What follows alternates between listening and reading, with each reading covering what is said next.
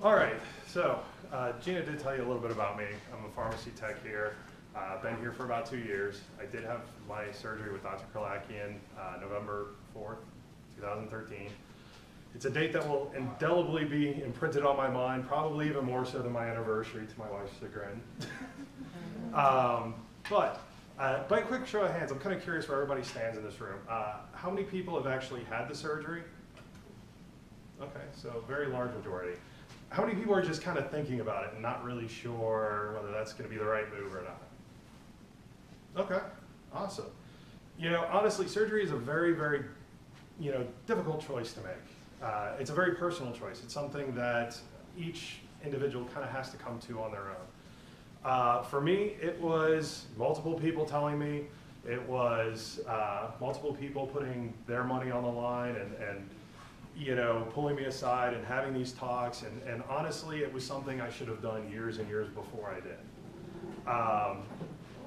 Growing up, I was always, a bigger kid. And as time went on, I played sports, I did all those things, and honestly, I think that's what kept me skinny, is I was always playing sports, I was always doing these things. But at the end of the day, I still love food. The thing that kept me skinny was I'd go eat a dozen cookies, but then I'd go out and run for 2 or 3 miles. Well, as I got older, I got less and less interested in sports and more interested in just sitting and playing video games and doing all the things that everybody, teenagers of the time, all kind of loved doing. And I also started encountering some personal family issues between me and my father, and there was a lot of kind of strife there. And so when the stresses of life and kind of dealing with dear old dad and everything that was going on there, would kind of hit, I would turn to eating. And of course, I was eating more and more and more, and I was exercising less and less and less, and kind of getting absorbed into TV and movies and all these other interesting things. And it kind of turned itself into, I got bigger and bigger and bigger and bigger, and I slowly became less and less of the person that I once was. I had a friend of mine one time pull me aside, and he said, when you were in high school, you were a guy that can make anybody believe they could do anything. You could go to them with the craziest idea, and you could actually convince them that you could do it. You could sit there and tell them you wanted to be president of the United States, you wanted to take over the world. And you could sit there and over the course of 20 minutes explain your plan and go through everything, and you'd have everybody in the room believing that you could do what you just said that you did. And he said, I admired that about you, and I love that about you, but he's like, in the last 5 or 10 years, I've slowly watched you die a little inside to where you're just a shell of the person you once were. You're nowhere near as confident. It's just, I kind of look back and I kind of shudder, and I look at kind of the person I was. I wasn't confident. Everything that I once was buried under a whole lot of fat. And so, I started out, when I actually went in for surgery, I weighed 535 pounds. So I was a big one. I wasn't happy. I had trouble getting up and down out of a chair. I had trouble going down the stairs. And, for me, everybody asks me, where was your aha moment? Everybody talks about this grand moment where it's like, all of a sudden, I want to take back my life. I want to do, I want to stop being a big person anymore. I want to get healthy. And for me, that really didn't happen. It was all kind of gradual where everything kind of clicked. About a year and a half or so before I actually had surgery, I had my brother set me aside. And he's like, you want to know something? I'm really concerned about you. He's actually a nurse over at Children's. And he's like, I love you, I care about you, I want you to be around, I want you to be the cool uncle, I want you to be everything that I know that you're capable of being, but can't be right now. And he's like, I believe enough in your health, because I understand if you keep on the path that you're doing, you're not going to be around for more than a year or two. And he said that I believe enough in you and want you around enough that I'm going to put my money on the line. I am going to pay for your gym membership as long as you promise to go at least 3 times a week. He's like, I want you to swim. I used to swim in high school, or junior high. Wow, like 15, 16 years. I'm feeling old all of a sudden. Anyways, I was actually thinking that the other day. Like, I started driving like 15 years ago, and I was just like, good grief. Anyways, so he's like, provided that you go 3 times a week, I know you like to swim. Swimming is actually really great. So for those of you that are post-surgery or even pre-surgery trying to actually get moving, Being in the water is an amazing thing. It takes a lot of the pressure off of your knees and your joints and your ankles. It's great for somebody that has arthritis or other issues related to their health. So for me, it was great because I could push myself. I could push my heart. I could push my lungs. I could push my body without actually the pounding nature of running or biking or some of the other forms of exercise. And so that's what I did. I swam for a year. I did nothing but swim, at least 3 times a week, sometimes more. And I got better and better at it. But the thing was I dropped a little bit of weight, but not a lot. And things just kind of stayed where it was. And so about a year after that, my mom sits me aside and she's like, you know what? I've seen all of these things that you've been trying to do, and you're getting nowhere. And, you know, I'm concerned enough about you, and I want you around. I don't want to live longer than my son lives. And she's like, I've been forking over all of this money to, you know, help you get your life together. And it's just good money over bad. So she's like, I want to propose an end-all be-all. If you decide you want to go in for weight loss surgery, I will pay for whatever the insurance companies don't. And for me, that was huge. I mean, we're talking thousands of dollars on top of what the insurance companies were. And you know, for me, that just kind of really, really hit me. It's like, you know, once again, another family member is coming to me saying, I care enough about you, and I want you to be the person I know that you're capable of being, that I'm willing to put my money on the line again for you. So, provided that you do that. So, the interesting thing was, I started running out of excuses. I kept telling myself, I am going to wait until the perfect time. To actually do this. I am going to try everything there is, every diet I can think of. I want to exhaust every option before I do something quite so drastic as having surgery. Well, slowly as time went on, I started wearing out every one of those options, and until eventually I was left with really only one. And it wasn't until I started coming to the meetings here and coming to and speaking with Dr. Kalakian that I understood that my body was fighting itself, that you know, the hormones in my body were kind of keeping me from losing the weight the way that I should. That when I would lose weight, it would actually, the hormones, the insulin levels and everything would fight against that and actually help me, keep me from losing the weight like a quote unquote normal person would. So eventually I made the choice, and for me, I kept telling myself all the way through the process getting ready for surgery, there is bound to be something, somewhere along the line that is going to be my roadblock that's going to tell me you're not meant to do this. It never happened. And to this day, you know, every excuse I had kept going out the window. One of my friends actually kind of joked, he's like, very, very often, you know, when somebody closes the door, God opens the window. Well, very seldom does he open the window, then open your car door, then start the car, then drive you down the block, which is pretty much what happened in this case. I was very fortunate that I got the job here as a pharmacy tech. And it wound up that I actually was working with a pharmacist on a nightly basis that had surgery with Dr. Kalakian. And I got to hear her stories. She was an invaluable resource to me going in.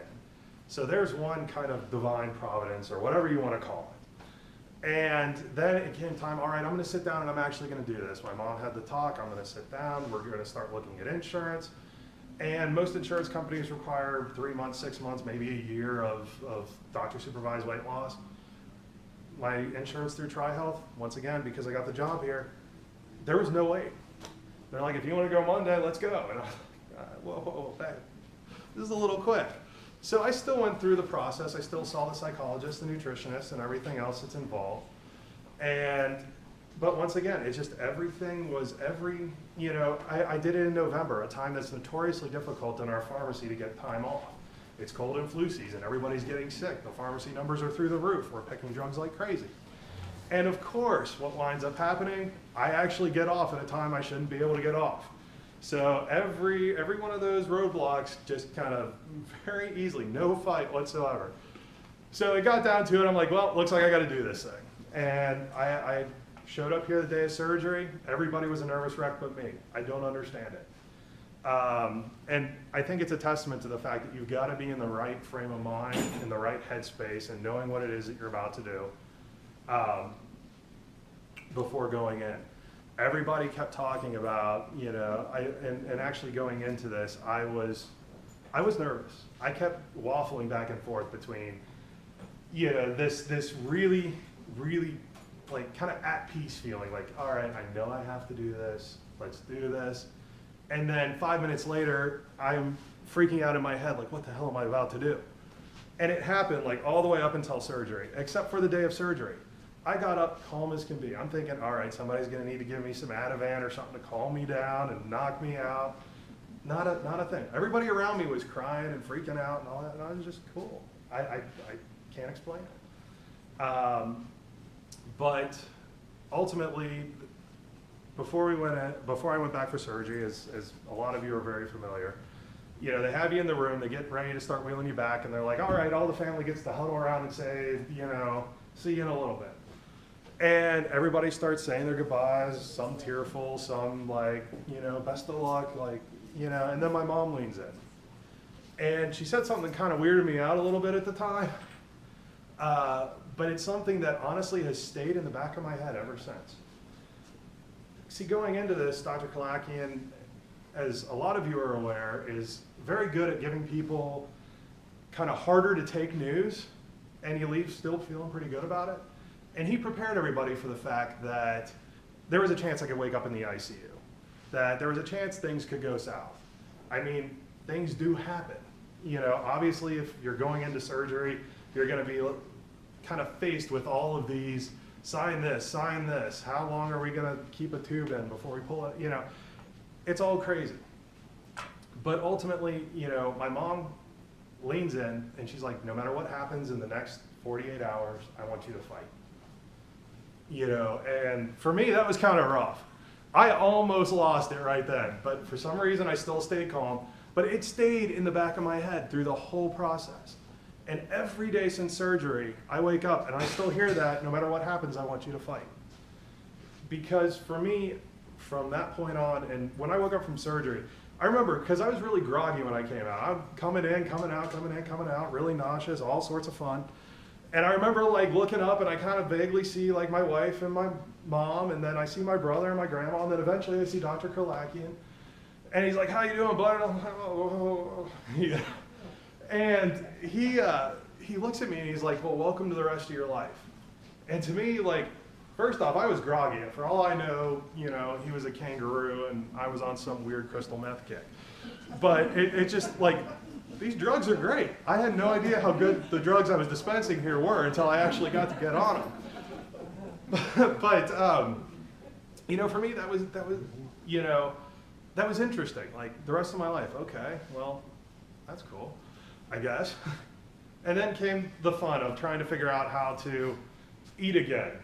And the fact that at one point in time, I used to live to eat. I would plan my day based on the next restaurant I'd go to, or the next meal, and it's like fettuccine alfredo with grilled chicken, and so on and so forth, and 6 tons of butter, and 3 cakes, that sort of thing.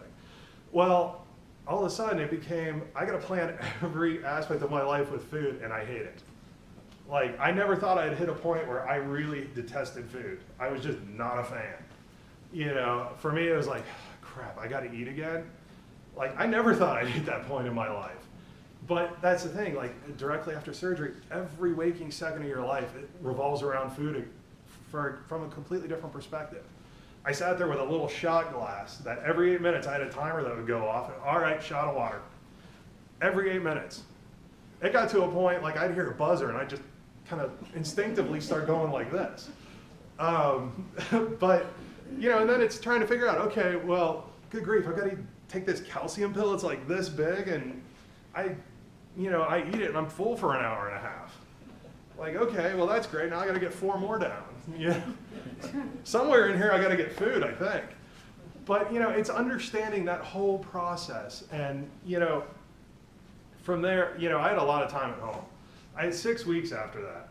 And for me, it was great because once I could kind of get up and move a little more freely, we made it a point every single night. My wife came home from work, we'd go take a walk. And because it was winter, there's no way you're getting me to walk outside. But, we would go somewhere like the mall and we'd walk for an hour, or until I got tired, or we'd go to Walmart or Meijer or just window shop, and dream. But see, for me, I had 6 weeks off. And for most of you, and for those considering the surgery, you could probably go back to work in 2, maybe 3 weeks. But the thing is you need that other 3 weeks to figure out the diet. I mean, physically, I could walk, I could move, I could probably do my job. But from a mental standpoint, there's no way I could have handled the diet. You needed the full 6 weeks just to get your head, wrap your head around it and make it a part of your everyday life. And so, let's see here. All right, mind blank. But you know, the whole thing is just this amazing process. And so, you know, once you get the handle on it, you start going back to work, that's great. But during that 6 weeks, I had a lot of time to myself. I had a lot of time to dream. I had a lot of time to think, you know, and, you know, because you couldn't really start getting to the gym yet. You couldn't start doing a lot of those things until like the 6 week mark and on. So what did I dream about? For me, it was all the things I wanted to do that I'd never been able to do before. And, oh, I had lots of time. And so it was through this that I kind of developed this goal setting idea. And the goal setting idea is actually, honestly, what I contribute to being the single greatest success to what I've done over the last year. And just so you know, what I have done so far is lost about 220 pounds in a year.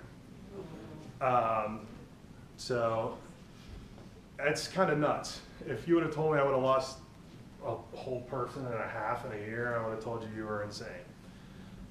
But I attribute a lot of this to this goal setting idea. And I always say there's 2 types of goals. There's visual goals and there's physical goals. And the funny thing is the physical goals are obviously physical. They're the things that you can do. But they're also the easiest goals. The hardest ones are the visual. And what I mean by that is I encourage people to photograph themselves either before or directly after, or as soon as they can after surgery. And I encourage people to do it in very revealing clothes, very tight clothes, or naked if you feel okay with it. But the thing is they're for you. They're for nobody else. But you have to be brutally honest with yourself and understand where you're starting. And kind of along that line, measure yourself. I've got measurements from like head, nose, neck, upper arm, lower arm, upper, mid, lower thigh, mid, you know, you name it, I've probably got a measurement for it. I'm pretty sure I got a measurement for my big toe somewhere. But, you know, that's the thing. Like, it's kind of developing this idea of exactly how you look and being very, very honest, because you can't understand where you're going until you've understood where you've been. And I can promise you, as a part of this process, there will be days where you just don't feel it. There will be days when you feel bloated, you feel really crappy. And I tell you what, those are the days, and I'll text my wife and I'll be like, I'm having a really bad day. You know, I'm looking in the mirror and I still feel like that 535 pound guy from a year ago. And she'll send me a picture from a year ago. And she'll be like, just look, you know, and then look in the mirror. You're doing things that guy could only dream of. You're nowhere near that guy. And then I'll look and I'm like, holy, that used to be me, you know, and I don't even recognize myself then. But that's the thing, you're never gonna understand how far that you've made it until you have that ability to look back. And it's really difficult at the time because none of us, at being bigger people, love having our picture taken. That's why it's one of the hardest things that you're gonna have to do. But that's kind of been the interesting thing for me through this process, particularly when you hit those peaks of weight loss, you know, the first couple months in. There were weeks when I would go all week and I would just feel like I am stomping it. I'm hitting at the gym every day, personal records on the run or on my swim or any of that kind of stuff, you know. I'm feeling skinny, you know, that feeling where you just, everything just seems to fit right. And then I get to the end of the week and lose 2 pounds. And I'm looking, I'm like, for most people, 2 pounds, yes. For me, I'm like, what? Like, I just went through like having my insides scrambled and doing all this, and I ran at the gym, and you know, and then the hands go in the air and a whole bunch of curse words, I start kicking the scale and trying to throw it out the window. The very next week, I'm gonna feel crappy all week. I'm gonna feel bloated, I'm gonna feel gassy, I'm gonna feel fat. You know, I'm gonna be that guy like, honey, I just don't feel it. I'll get to the end of the week and I'll lose 12 pounds. But that's the thing with this process, your body's in such, you know, kind of turmoil with itself I honestly have always equated it to your body trying to catch up with itself and what you've done to it. And I don't think it ever fully does. It eventually, you know, a year down the line, it'll all kind of even out. But up until that point, everything's kind of crazy. But that's, once again, you know, I always say the scale lies. You know, the scale's a great thing. It's a number. And especially at the beginning, every day you step on the scale, it's a different number, which is amazing. I remember when I first went back to work, I would weigh on the same scale, wearing the same scrubs, same shoes, same underwear, well, not quite the same underwear, but you know, you get the idea. I was wearing the exact same thing on the exact same scale every single night. And my first week or two back to work, every time I would weigh on that scale, I was 3 pounds lighter, night after night after night. It was beyond me. But going through this process, I have to strongly urge you not to look at the scale that often, because eventually that's going to slow down. It's going to stop. There's going to be days where you gain a pound or two, and then you're just really going to get frustrated. And that's why I say the scale is just a number. What you really need to do is start looking at the, okay, I gained a pound or two, but you know, when I look at my measurements, hey, that's great. I'm down an inch around my waist, or you know, my bicep got, you know, half an inch bigger, something like that. And that's, you know, what it's all about. That's why I say you need to take these visual pictures and take these visual measurements. Now we're on kind of to my favorite, which is the physical side of things. It's the thing that everybody else can see. It's what you do.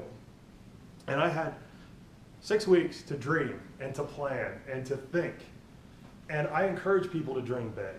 When I talk to people about goal setting and planning post-surgery, I tell them to dream from the mundane to the insane. And what I mean by that is think of the little things, think of the big things. For me, mundane was something as simple as going down a flight of stairs like a normal person.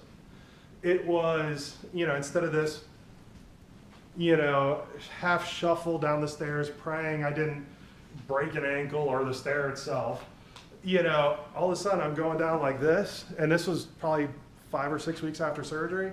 I sat at the bottom of the stairs and I cried for 10 minutes because to me, that was my world. That was everything. Being able to do something as simple as that. You talk to some of these skinny people around here, they run up and down the stairs 50 times in a day.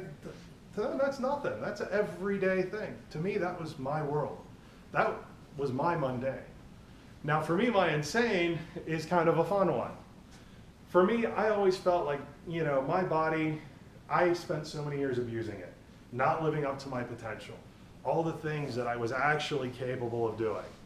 And so for me, I started saying, okay, I want to see just how far I can push my body and, you know, how much endurance I have. And for me, the pinnacle of an endurance race I came to find, or at least in my head, was the Ironman races.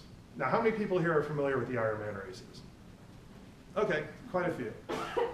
For those that aren't, it is a 3-stage race that starts off with a 2.5-mile swim, typically in an ocean, river, or some other fun body of water. From there, you do a 118-mile bike ride followed by a full marathon, which is 26.2 miles. So I want to say it's like 140.6 miles, all in the course of 17 hours in a day. Some of the professionals can do it in just over 8 hours. How they do that and don't die, I don't know. But my insane is to one day actually compete and finish one of these races. Very few bariatric patients have ever done it, that I know of. But for me, that is my pinnacle. And for you, it might be something simple. I talked to a lady the other day, her insane, she wanted to skydive. Honestly, you will never get me to jump out of a perfectly good plane as long as I live. But for her, that was her pinnacle. And when she finally accomplished it, oh man, you should have seen the look on her face. It was great. You know, and that's why I say, take this time, take some time to sit down and dream big. Because the interesting thing is, once you have the mundane and you've got the insane, you got the beginning and you got the end. Then all you got to do is start putting in those little tiny steps in between. So, you know, my mundane was going down a flight of stairs. Well, what's next? Okay, let's get walking. Okay, so I walked a 5K. Then I walked a 10K. Well, I'm not going to walk a half marathon. But you know what? I can take a step back. I'm going to start running. So I'm going to run a 5K. I attempted to run a 10K, didn't end quite well. But I also did it like 2 weeks after running my first 5K, so I'm giving myself a little bit of grace there. But now I'm training to actually run the half of the Flying Pig and so on. You know, from a swimming perspective, I had already been swimming, continued to swim, but I set a goal for myself. I did the Great Ohio River Swim here several months ago. And that was a 3/4 mile swim. You start at the Cincinnati side, you go to the Kentucky side, and then you come back to the Cincinnati side of the Ohio River and you swim the whole thing. It's 3/4 of a mile. Managed to do that, actually got 6th place in my age group, did it in about 16 and a half minutes. So, you know, and of course, next on my list was biking. So I had to go out and buy a road bike. And that was a fun process. Shameless plug, anybody looking to get into biking, go see Montgomery Cyclery, they're fantastic. They have dealt with me being the biggest, most annoying pain in the butt. I'm in there probably 2 or 3 times a week asking stupid questions. When I first got my bike, I probably had it in there 3 times a week with, this is making a clicking noise. That's normal. Okay, well, it's still making the clicking noise. It didn't make it yesterday. It's still normal, go away. You know, but they've actually been absolutely fantastic. So that's kind of my shameless plug on that end, to check them out once you get to a point that biking is a good thing. But for me, you know, once again, it was adding the biking. And, you know, well, my longest ride to date is 38 miles. Now, eventually, you know, this year, things that I have planned, I'm going to try the Cincinnati Triathlon this summer, which is an Olympic distance triathlon. It's about 1/3 the distance of a full Ironman. I'm going to try to get my first century on a bike, which is 100 miles in one day. And of course, doing the half of the Flying Pig. But that's the thing. You can start setting those little tiny goals, those little incremental goals. And eventually, before you realize it, you'll get there. Now for me, the very interesting thing about it is, when I started running, I did a Couch to 5K program, one of these simple things that come on your phone. And I remember sitting there that first day, and it's like, all right, so you're gonna run a minute, walk 3 minutes, and you're gonna do that 5 times. Looking like, hold on, you expect me to run a whole minute? Like, are you sure it's not like trotting or skipping for part of that minute? But the thing is I looked at that, I'm like, this is gonna kill me. But I did it anyways. And by the time I got done, surprise, surprise, I was still alive. And all of a sudden it's like, well, hey, this didn't kill me. Maybe I could go a little bit farther next time. And each time, I very distinctly remember, you think I'd learned my lesson by now, but even to this day when I'm doing my training for the half, I'm using that same app on my phone. I look at it and I'm like, there is no way you're gonna get me to run for 45 minutes. It's like, well, I'm gonna do it anyways, I'm gonna try. You know, if worst case scenario, I'm gonna prove this thing wrong, and then I survive at the end, I'm like, well, I'm still here. Maybe I could do 46 or 47 minutes next time. You know, and that's kind of been the interesting thing, when you push yourself just a little bit each time. All of a sudden, I look back, you know, 6 months ago when I started running, I'm like, well, holy crap, running a minute's nothing, you know? But you don't realize that when you first start. So that's kind of my challenge to everybody is, you know, as you're going through this process, it's an amazing process. And I tell everybody that I've talked to that has had the surgery, you're under a very, very unique, you have a very unique opportunity.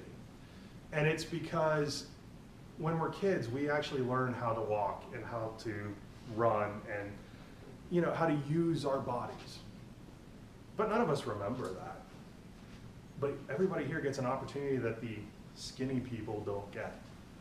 We actually get this opportunity to rediscover our bodies at a time that we can actually remember it. So as we're losing weight and as we're gaining these new abilities that we never realized that we had, all of a sudden we have the ability to learn what it's like to run. And we have the ability to learn what it's like to swim and do things that we never dreamed were possible. And that's the amazing thing for me is every day I wake up, I look in the mirror and I think, what am I going to do today that I never thought I could do yesterday? And so that's my challenge for you is to just start dreaming. Start thinking of all these things that your weight has held you back from and start making a plan to actually do something about it and to kind of accomplish these goals. And to that end, some people will argue with me on this point, but I am a very firm proponent of sharing with others what your goals are. Some people are like, well, you know, it's my weight, it's very personal, and some of these things are very personal, and that's true, and that's your choice. But for me, when I put things out there like I'm gonna run a half Ironman or I'm gonna run an Ironman or whatever it is I decide I want to do, it's out there. And so if I don't do it, I'm not just disappointing me. Because sometimes I found it's very easy to disappoint myself. Oh, it's okay, you just had a bad day or you just didn't feel like it. But when you start disappointing the people around you, you're like, well, that guy said he was gonna do it and then he didn't. That's when it starts giving you that extra kind of motivation, particularly those people who are like, you're insane. Which, by the way, when you're goal setting and you say something to somebody and they say, that is insane, you're on the right track. When I told people I was going to swim in the Ohio River, you should have heard the comments I got. They're like, you're going to do what? Which, by the way, I probably did smack a catfish. I'm pretty sure I did. But beyond that, I don't have any extra fingers or toes, I promise. I did survive. But, you know, to that end, I mean, that's kind of my challenge to you guys.